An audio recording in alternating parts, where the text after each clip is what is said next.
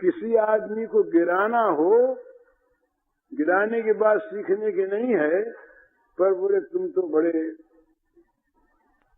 मंदभागी हो, तुम कभी सफल होगे ही नहीं, तुम्हारा तो फूटा भाग है,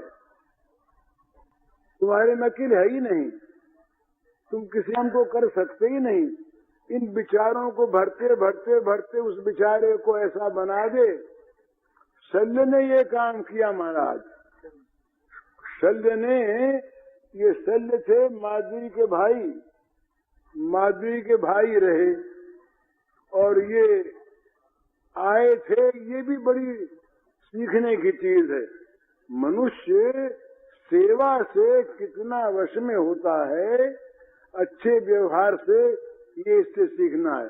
शल्य थे माद्री के भाई, पांडवों के मामा, और पांडवों की तरफ से शामिल होने के लिए 2 अक्षौहिणी सेना लेकर अपने स्थान से आ रहे थे।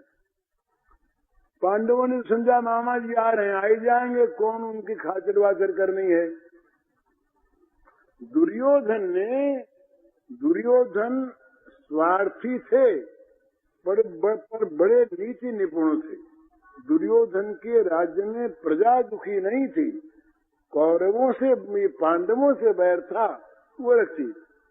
तो दुर्योधन ने क्या किया कि जहां से उनकी सेना चली, वहां से लेकर कुरुक्षेत्र के मैदान तक सारे रास्ते में सेना के लिए खाने का, पीने का, सोने का सारा सामान इकट्ठा करके सारी व्यवस्था करवा दी। रास्ते भर आराम भोगते हुए शल्य पहुंचे वहां, तो पांडवों के तो कोई सामने गया नहीं, मामा जी आई जाएंगे। दुर्योधन सामने गए। दुर्योधन ने सामने जाकर के प्रणाम किया, मामा जी प्रणाम। मामा जी तो कहते ही। दुर्योधन के को देख करके शल्य का माथा ठनका कि दुर्योधन कैसे आ गए। अच्छे हो दुर्योधन? हाँ मामा जी अच्छे हैं। तो मामा जी रास्ते में कोई तकलीफ तो नहीं हुई ना? रास्ते में आराम तो रहा ना? रास्ते में संभाल करने वाले लोगों ने कोई आपके साथ गुस्ताखी तो नहीं की, बुरा व्यवहार तो नहीं किया? और शल्य राजा समझ गए। शल्य ने कहा कि तो दुर्योधन रास्ते की सारी व्यवस्था तुमने करवाई थी? बोले वो आपकी थी, मैं क्या व्यवस्था करवाता, मैं तो आपका बच्चा, आपकी थी। अब शल्य इतने कृतज्ञ हुए उस सेवा से कि शल्य ने कह दिया अच्छा सेना को तेरा जलवाओ। आए थे उस तरफ, इस तरफ हो गए। खबर मिली पीछे पांडवों को, तो रोते रहे कि मामा जी उधर चले गए, व्यवहार अच्छा रहा।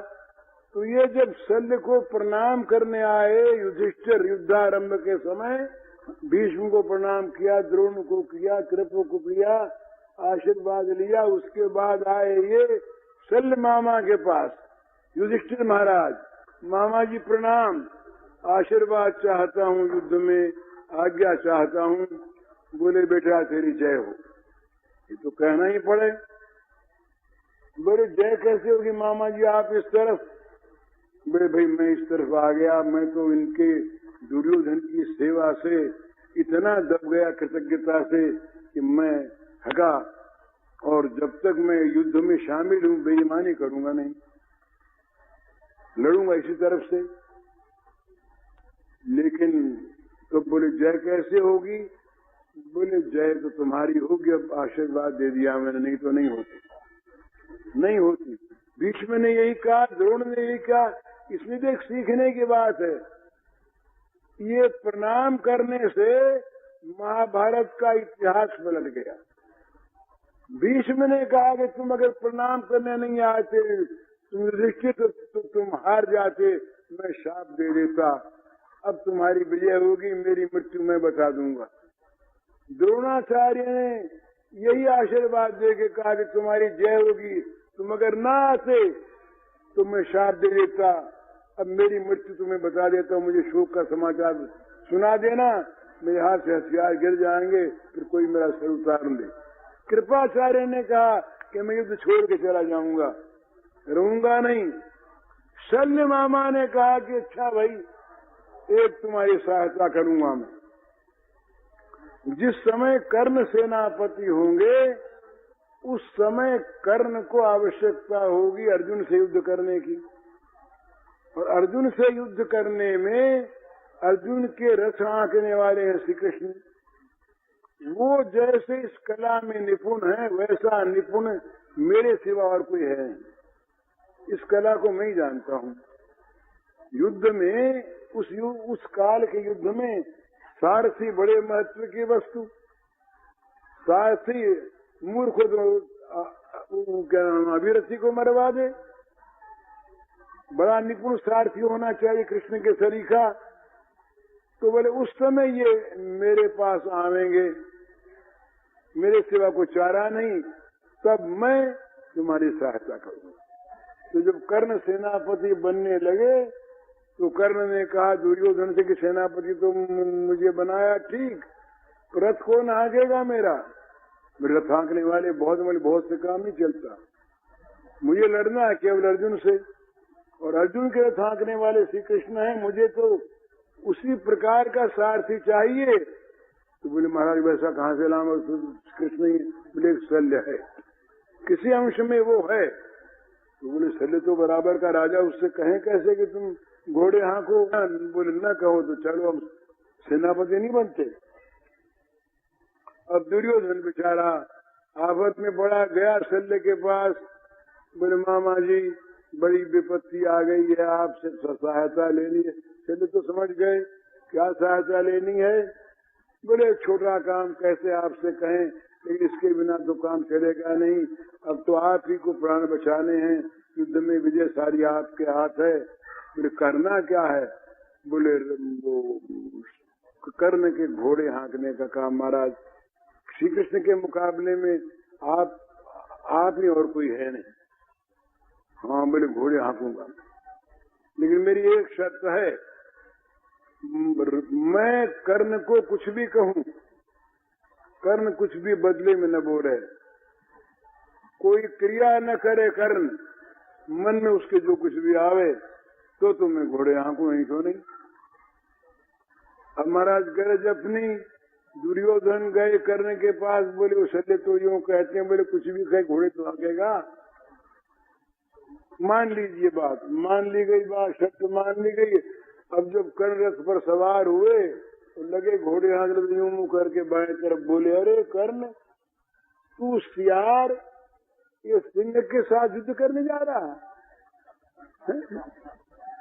दूर मत चुल्लू भर पानी में है तेरा और अर्जुन का मुकाबला, तू युद्ध करेगा? अब उसको उसके मोरल को गिराने के लिए ऐसी ऐसी बातें गए और अंदर ही अंदर जले। कर्ण जले, बोल न सके। अब विचारों का द्वंद्व जब होता है तब वो आदमी विचार वो सोच नहीं सकता, बुद्धि मारी जाती।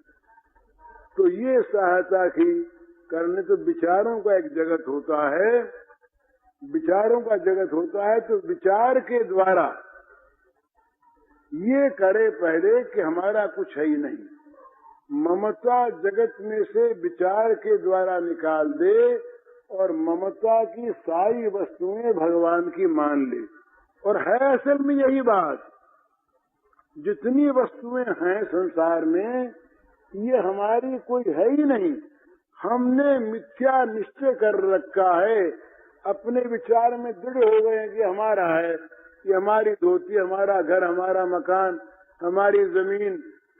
अरे है तो साथ ले जाओ। देखें मरने पर कोई साथ ले जाए किसी चीज को तो समझे हमारा, और यहाँ भी रख सके तो हमारा। यहाँ भी जब जो चीज जाने को होती है ना, बड़ा मेरा लड़का मेरा बड़ा प्यारा, मौत आ गई, बचाओ देखें, रखो उसको।